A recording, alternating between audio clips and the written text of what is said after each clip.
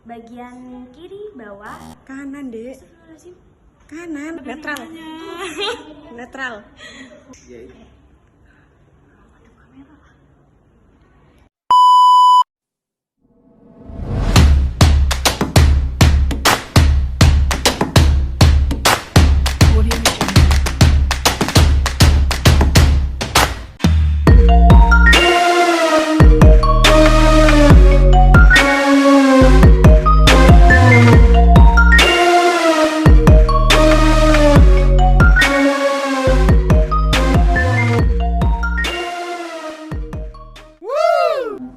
Sistem pencernaan adalah proses yang dilakukan dalam mengolah makanan dan diserap nutrisinya dan diubah menjadi energi. Sistem pencernaan pun terdiri dari organ-organ yang memiliki fungsi dan peranannya masing-masing.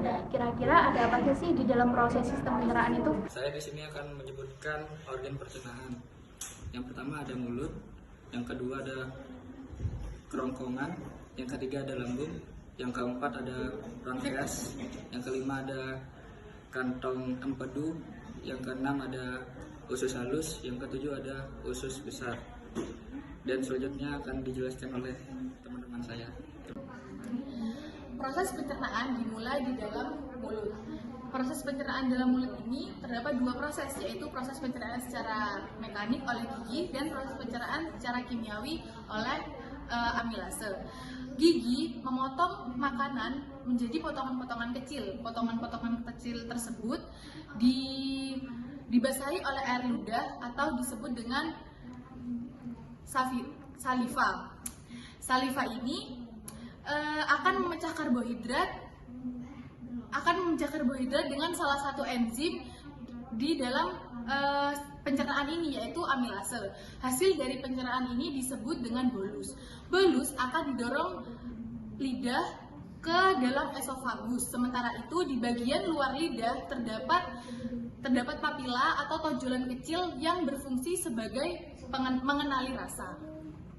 Selanjutnya setelah mulut yaitu ada esofagus atau kerongkongan.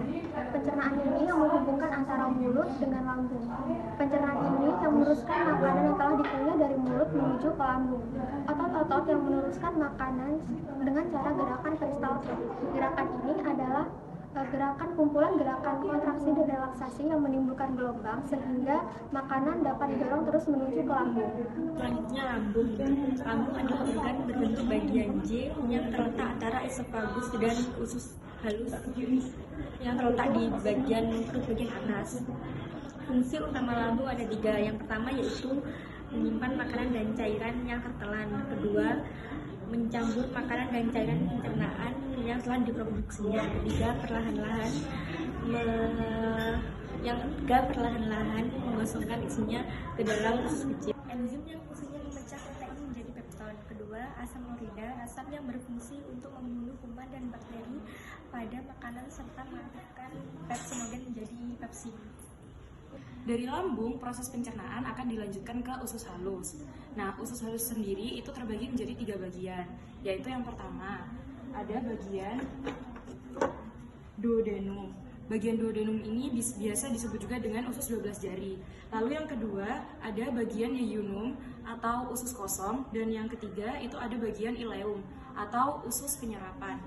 Nah, yang pertama, makanan dari lambung itu akan masuk ke duodenum. Jadi duodenum ini fungsinya sebagai pintu masuk makanan dari lambung ke dalam usus halus. Lalu kemudian di dalam duodenum ini akan terjadi proses pencernaan makanan lanjutan yang sebelumnya sudah dilakukan di dalam lambung. Nah, ini adalah makanan yang masuk dari lambung ke dalam usus halus di bagian duodenum ini awalnya akan dinetralisir oleh cairan bikarbonat yang berasal dari pankreas. Nah, lalu kemudian akan terjadi pencernaan makanan yang dibantu oleh enzim amilase, lipase, enzim tripsin yang berasal dari pankreas, dan enzim maltase yang dihasilkan oleh usus halus sendiri. Lalu kemudian hasilnya akan masuk ke dalam bagian usus halus yang kedua, yaitu yeyunum. Nah, di dalam yeyunum ini akan terjadi 90% proses penyerapan nutrisi-nutrisi yang terkandung di dalam makanan. Nah, hasil dari penyerapan nutrisi-nutrisi tersebut kemudian akan disalurkan ke seluruh tubuh, ke jaringan-jaringan menggunakan transportasi aktif dan transportasi pasif. Lalu kemudian makanan akan masuk ke dalam bagian usus halus yang terakhir, yaitu ileum. Nah, di dalam ileum ini akan terjadi proses penyerapan kembali atau reabsorpsi nutrisi-nutrisi makanan yang sebelumnya di bagian yeyunum belum diserap gitu. Nah, kemudian setelah terjadi penyerapan ini, nantinya makanan akan dilanjutkan ke bagian usus besar. Usus besar membentuk huruf U terbalik dari sekitar usus halus yang berlipat-lipat. Saluran ini dimulai dari sisi kanan bawah tubuh dan berakhir di sisi kiri bawah tubuh. Untuk panjang usus besar sendiri sekitar 5-6 meter, dan di usus besar sendiri terdapat 3 bagian. Yang pertama ada sekum, kolon, dan rektum. Nah, untuk sekum sendiri adalah kantong bagian awal usus besar. Nah, area ini menyalurkan hasil pencernaan makanan yang telah diserap dari usus halus menuju usus besar. Kolon sendiri adalah tempat cairan garam yang diserap dan memanjang dari sekum ke rektum.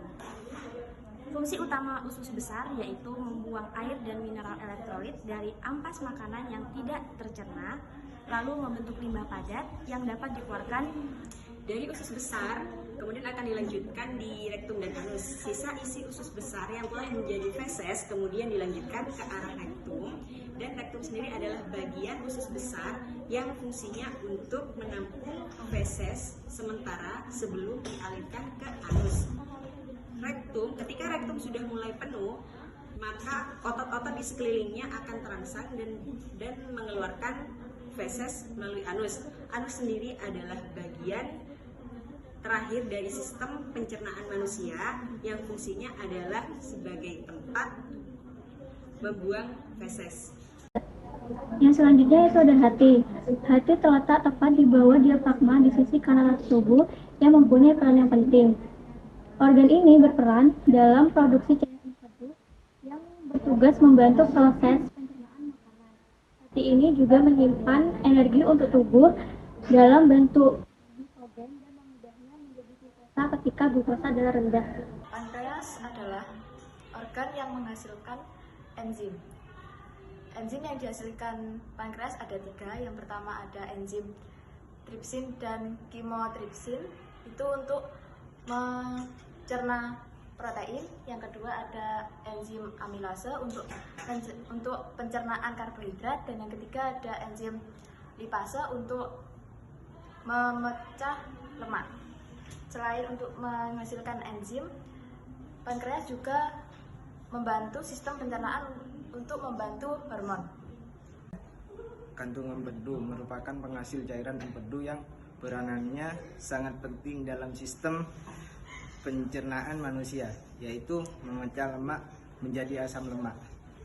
Cairan empedu ini terjadi dari kolesterol, garam empedu, bilirubin, air, serta mineral seperti kalium dan natrium yang disimpan di dalam kantung empedu.